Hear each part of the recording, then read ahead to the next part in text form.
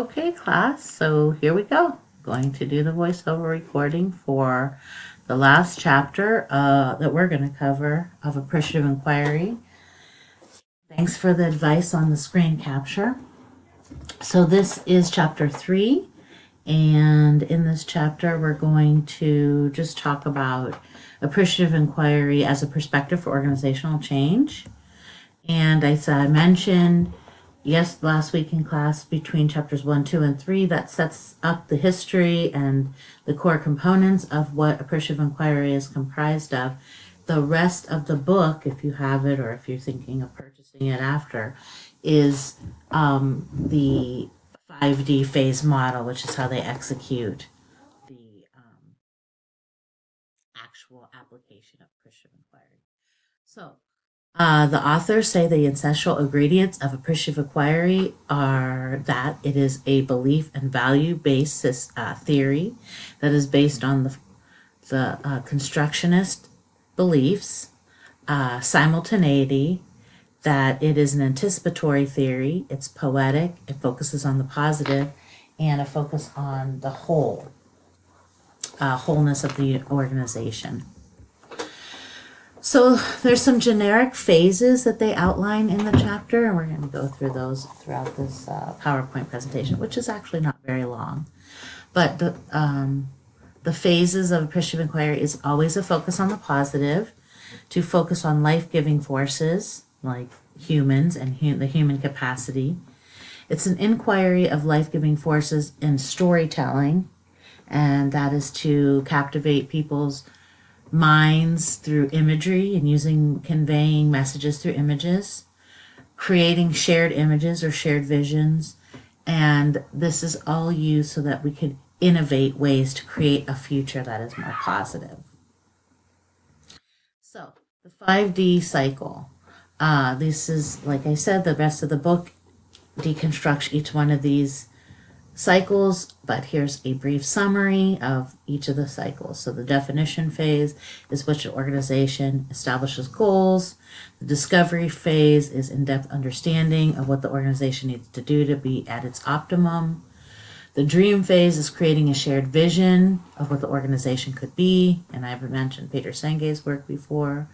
The design phase, everybody has to agree upon the principles that you're going to construct the change within the organization.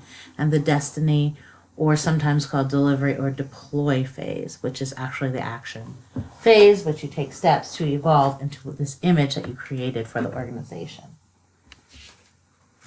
So the 5D model is a systematic way to approach change, and again, this is organizational change.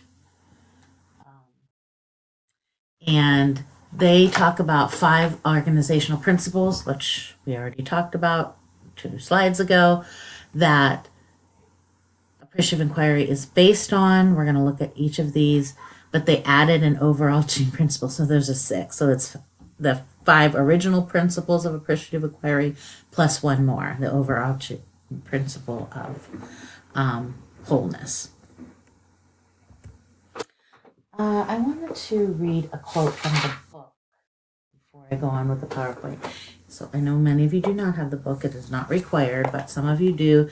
And there was an interesting quote about modern managers that starts out chapter 3, which says, "Modern management thought was born proclaiming that organizations are the triumph of the imagination." So it's interesting that they're evoking the word imagination, because the idea of being innovative is very important to our society and to organizations nowadays, having that vision of the future and executing that vision. We're no longer, and this goes back to complexity theory, this is no longer a factory post-industrial revolution society. This is a society that's heavily integrated with industry, integrated with technology. And so we have to think about things new, and creativity and innovation become the things we are seeking for. So going back to the core principles, the constructionist principle, which is the world is created through social discourse, meaning we construct it through our experiences. The principle of simultaneity, that the first step, that first moment that you're trying to initiate a change in an organization, they say it's fateful. and that the organization will turn its energy in the direction of that first question, either in a positive way or in a negative way.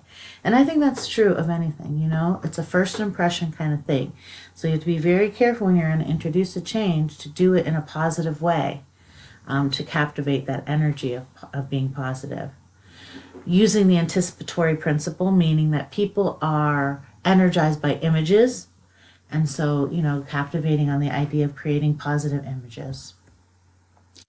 The poetic principle, or the value of storytelling as a way of gathering facts and feelings that affects a person's experiences. You know, I could talk to you about 15 theories, but if I tell you a story, you're more likely to remember that. It's just how human brains are wired. We remember stories. That's why we teach children through mythology.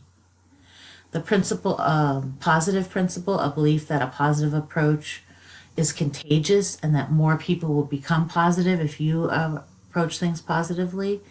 And the overarching principle of wholeness. This is that 5 principles plus 1. They added this because they feel like it ties the 5 principles together. A belief that is rooted in strong and positive leaders that manage a new way of thinking to unleash the imagination. And I'll say, even go further, to spur innovation.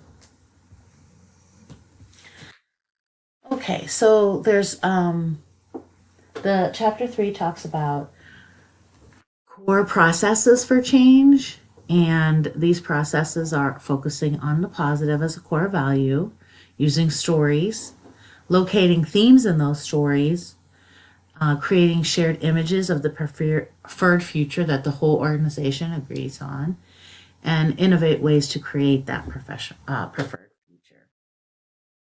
So these are processes that appreciative inquiry uses to use the change process model.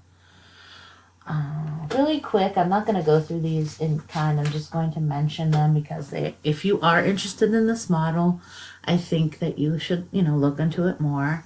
But these are the models that they have derived the core principles from. So the original model of AI, which the Cooper-Ryder model, and if you look back at chapter 2 when we talked about the timeline, he is designated as sort of the originator of this theory.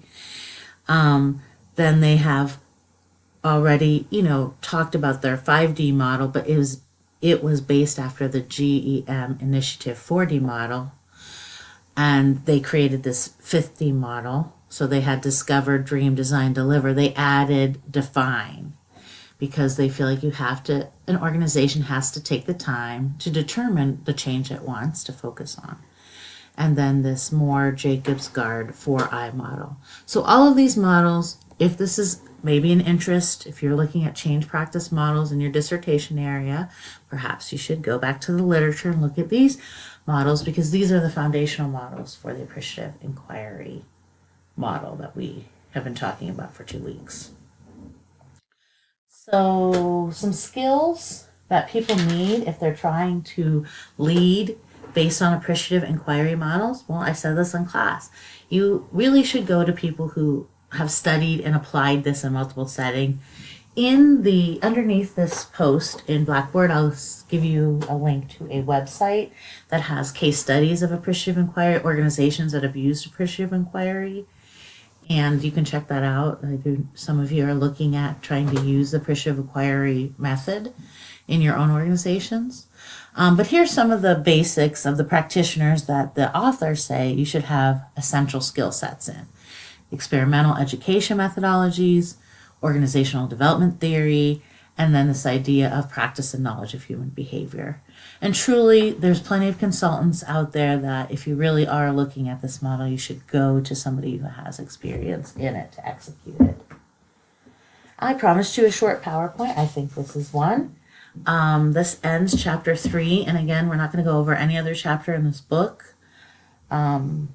Please go to the other areas in your Blackboard shelf for this week for the rest of the week's assignments. Take care. Thank you.